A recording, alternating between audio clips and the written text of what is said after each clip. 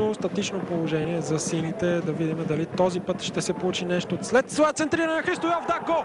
Гол на Христо Йовов в 79-та минута.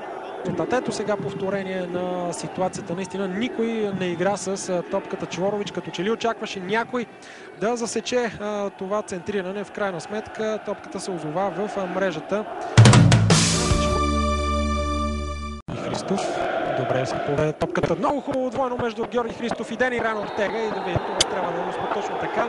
11 метров на най-тежкото наказанието. Сега ще видим ситуацията още веднъж на повторение как Христов си поведе топката. Разбира се, Радко Достанич. Ето сега Георги Христов се засилва. Георги Христов и ударът му е париран. Дениран Ортега.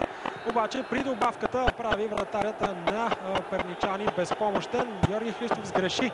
Вече ето сега изпълнението на дуспата на Георги Христов.